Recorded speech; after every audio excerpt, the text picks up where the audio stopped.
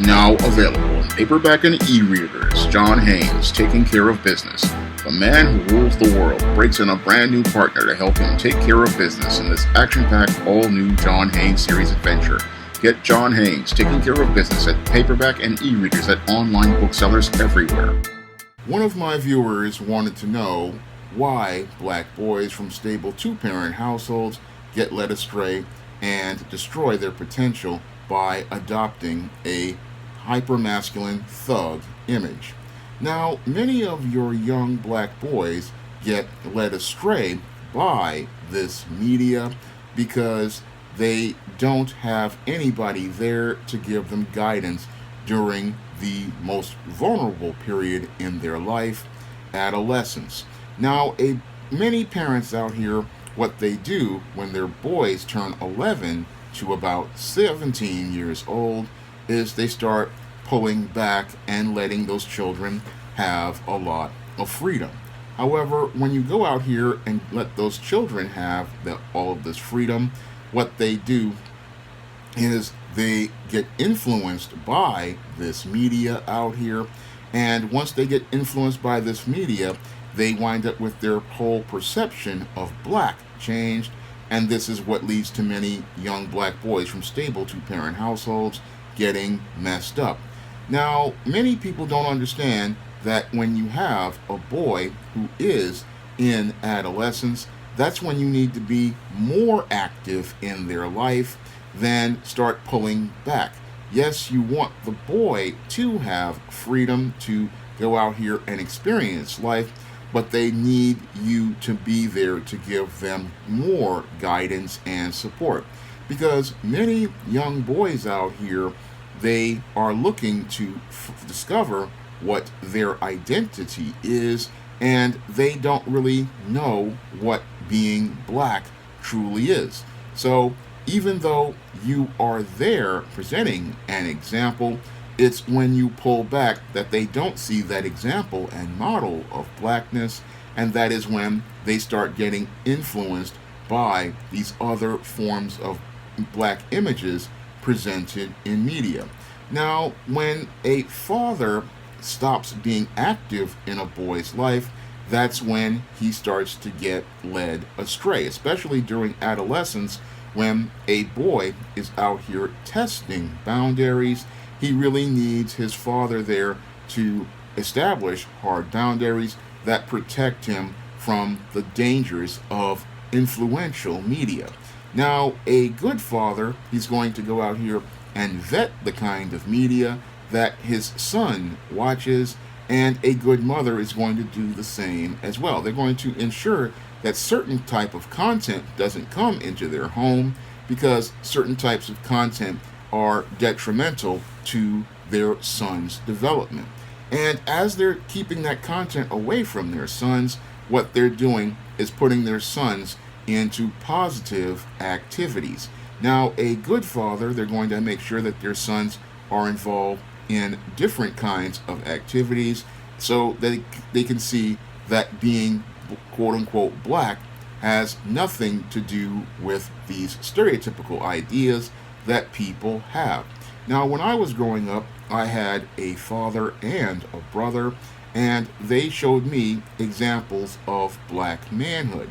And as they showed me examples of real black manhood, that is one of the reasons why I did not get caught up in the media and the ideas presented in media as quote-unquote being a black man. And it's very important for a father or older brothers and other black men to be active in the life of a boy from a stable two-parent household, because having those men be active in their son's life, what that does is, one, it gives them a real image of black manhood to see every day that refutes much of the media that they see, and two, it shows them a man who is there who can present them an example of actual black manhood.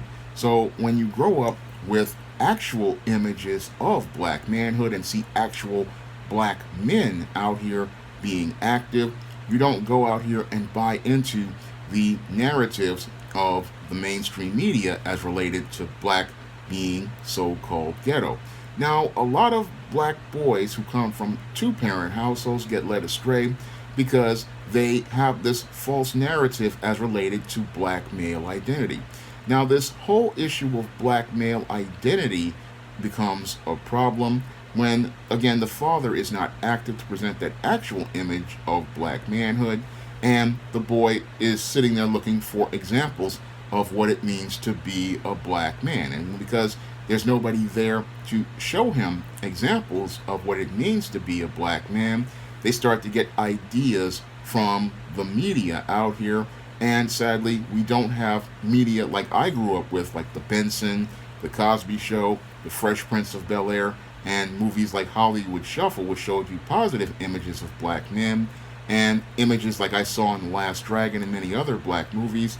We have images of black men that are hyper masculine, and these hyper masculine images are created by Madison Avenue in Hollywood to present you with a repackaging of these racist caricatures that have been around since the days of slavery. Now, your thug basically is a repackaging of the black brute and the coon caricature, and this whole repackaging is meant to make this character appear to be appealing.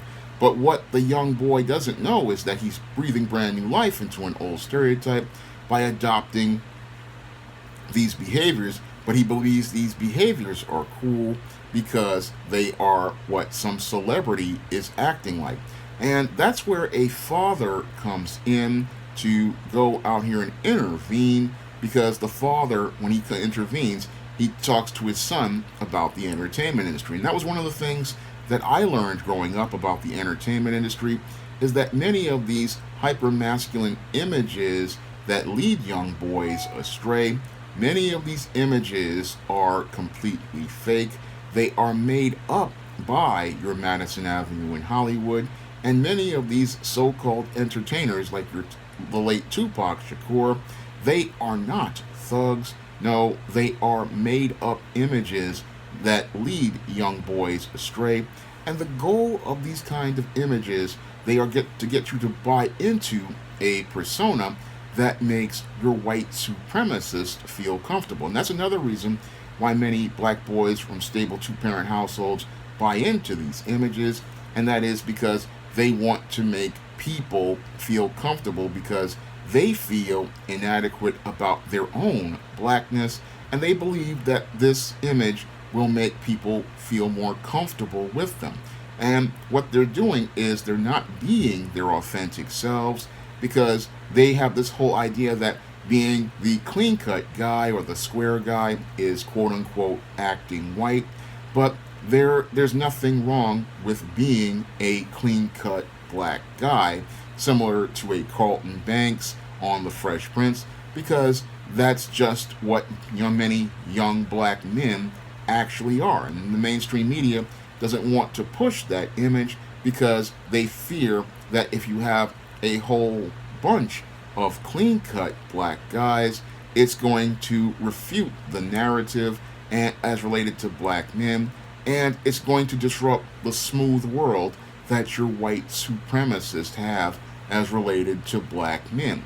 Now, they need the black man to be this thug so that they can easily identify him, because they want their world smooth, and in their smooth world, they need to have a black person be a caricature of themselves, because they are uncomfortable with seeing a human black person like they are. So a lot of black boys, they're thinking that they're being a real black person, but you're not being a real black person. No, you are pretending to be a caricature, and that caricature is not a real person. That's what hypermasculine people do. They create this exaggerated image of self, and the reason why they create that exaggerated image of self is because they are insecure about who they truly are, and they believe, again, they have to create this false image of self in order to make others comfortable with them. But the whole thing is that they feel inadequate in themselves, and they feel inadequate in themselves because they're not being their authentic self. And a lot of young black boys from stable two-parent households, they oftentimes feel very inadequate about themselves because they want to gain acceptance in both black and white communities, and they believe the only way they can gain acceptance in both black and white communities is to behave like a stereotype.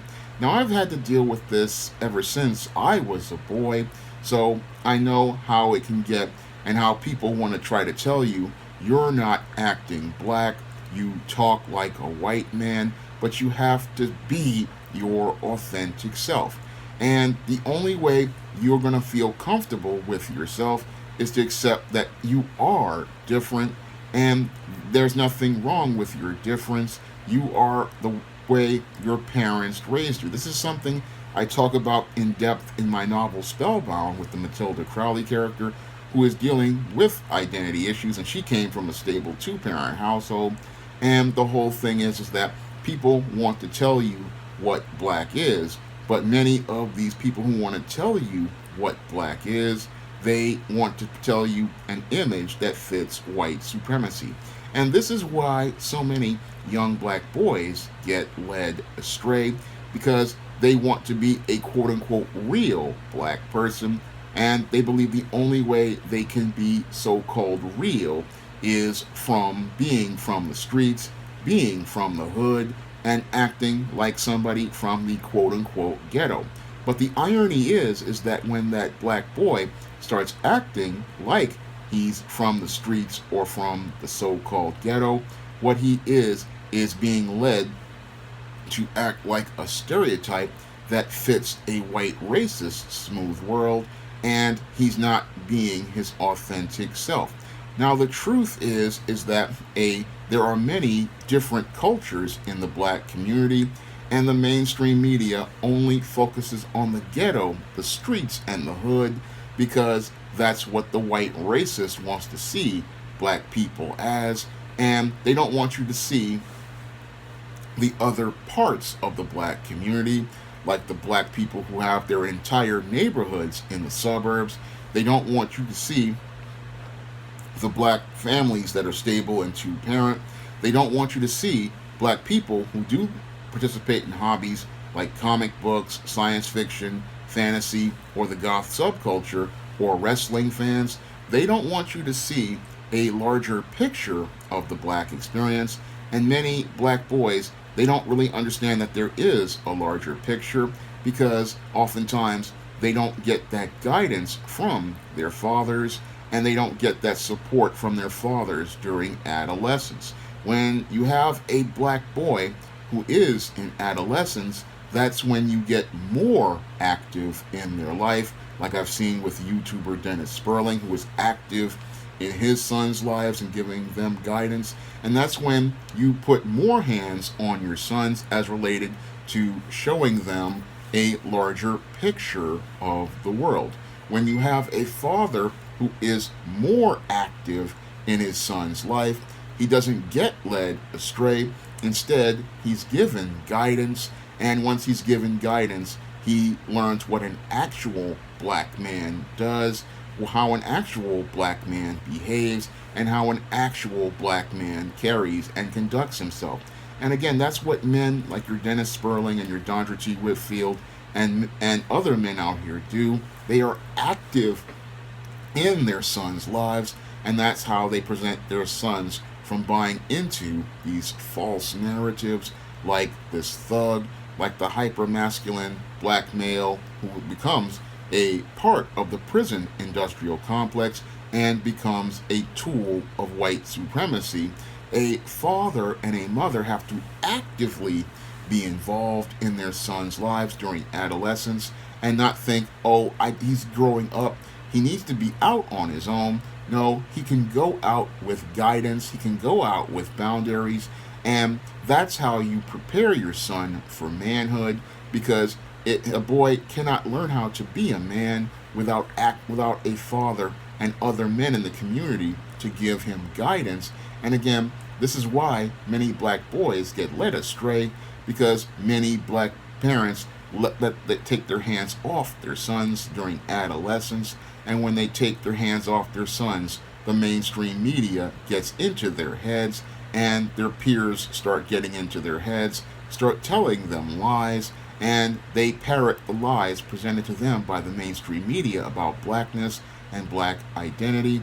And again, this is why a father, brothers, and other men have to come in during a boy's adolescence, because the lessons that they teach this boy during adolescence will shape the man he grows up to become.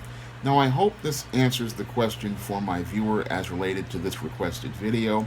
And if you want to request a video, you can donate to the Cash App by clicking the link in the description box. And if you want to learn more about how a boy can learn how to avoid this kind of dysfunction, you can pick up my books, Stop Simping and Stop Simping in Cyberspace, and The Man Crisis on Amazon.com in paperback and Kindle format.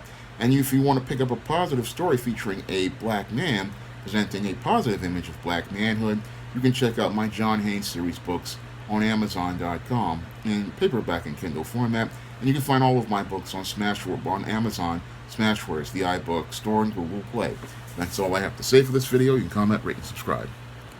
Now available in paperback and Kindle, Vampires Stalk the Darkness of the Eternal Night. Get your copy of Eternal Night in paperback and Kindle on Amazon.com.